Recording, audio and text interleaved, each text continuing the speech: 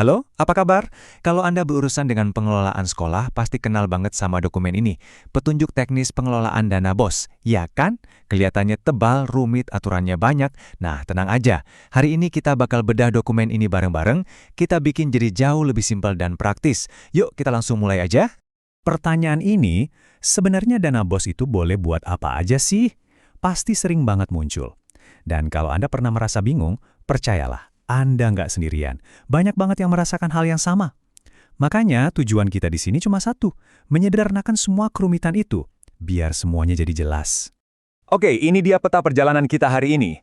Pertama, kita bedah dulu apa itu dana BOS reguler. Terus kita lihat 12 komponen utamanya. Ketiga, ada aturan alokasi dana yang super penting. Keempat, kita lihat contoh-contoh nyata di lapangan. Dan terakhir, kita simpulkan kunci pengelolaannya biar efektif. Lengkap kan? Yuk, langsung ke bagian pertama. Oke, kita mulai dari dasarnya dulu ya, dana BOS reguler. Anggap aja ini sebagai fondasi dari semua operasional sekolah. Penting banget buat kita pahami kerangkanya, biar nggak salah langkah pas bikin anggaran nanti.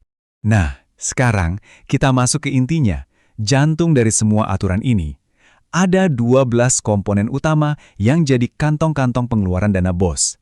Ini ibaratnya daftar menu lengkap. Semua yang bisa Anda lakukan dengan dana ini ada di sini. Ini dia nih, ke-12 komponennya. Kalau kita lihat sekilas, cakupannya itu luas banget ya. Mulai dari yang paling dasar kayak penerimaan murid baru, administrasi sekolah, sampai ke yang lebih strategis, misalnya pengembangan profesi guru, bahkan buat bayar honor. Nah, semua ini adalah kerangka besarnya. Dari sini, kita bisa lihat betapa fleksibelnya dana ini kalau kita tahu aturannya. Oke, dari 12 kantong tadi, ada beberapa yang punya aturan main khusus. Aturannya dalam bentuk persentase, dan ini wajib, nggak bisa ditawar. Ini adalah angka-angka kunci yang harus Anda pegang waktu menyusun anggaran sekolah atau RKAS. Yang pertama, dan ini penting banget, minimal 10%. Ya, paling sedikit 10% dari total dana itu wajib dialokasikan untuk buku dan pengembangan perpustakaan. Jadi ini bukan pilihan, tapi keharusan. Tujuannya jelas, untuk genjot literasi siswa. Berikutnya, soal sarana dan prasarana. Misalnya buat perbaikan gedung, fasilitas, dan lain-lain. Nah, di sini ada batas atasnya, yaitu maksimal 20%. Jadi, anggarannya nggak boleh lebih dari angka ini ya.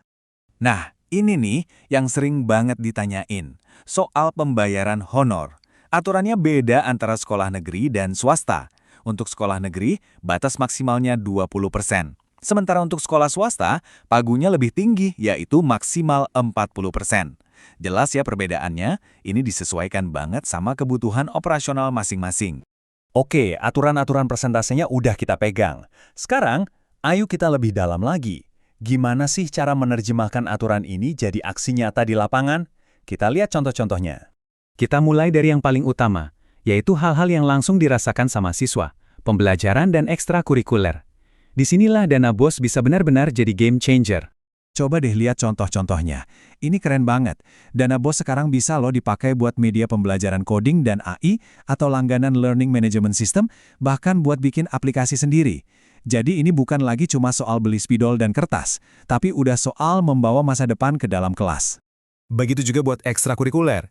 Mau bikin kegiatan pramuka, olahraga, atau seni? Bisa. Mau biayain siswa buat ikut lomba di luar kota? Bisa juga. Ini benar-benar investasi buat ngasah bakat siswa di luar jam pelajaran. Oke, selain kegiatan, lingkungan belajarnya juga harus mendukung kan? Sekarang kita pindah ke fokus kedua, sarana dan prasarana. Ini soal gimana dana BOS bikin sekolah jadi tempat yang nyaman dan aman. Ini contohnya ya, hal-hal yang kelihatannya sepele tapi penting banget. Atap gocor, bisa diperbaiki. Listrik bermasalah, bisa. Mau ngecat ulang biar sekolah kelihatan lebih cerah, boleh. Sampai perbaikan meja kursi yang udah mulai rayot pun bisa. Dan bukan cuma soal bangunan loh, fasilitas lain juga termasuk. Misalnya, perbaikan toilet, penyediaan air bersih, bahkan pengadaan sabun atau masker. Dan yang nggak kalah penting, perbaikan alat-alat tempur kita di kelas, kayak komputer, printer, atau proyektor. Ini penting biar teknologi di sekolah nggak mandek. Nah, fokus kita yang ketiga, dan ini menurut saya paling krusial, adalah investasi untuk aset terbesar sekolah, para guru. Karena ujung-ujungnya, kualitas guru yang menentukan kualitas pendidikan. Dan lihat deh pilihan pengembangannya, relevan banget sama zaman sekarang. Guru bisa ikut pelatihan coding, kecerdasan artifisial, atau soal digitalisasi sekolah. Ini kesempatan emas buat para guru kita untuk terus update dan gak ketinggalan zaman.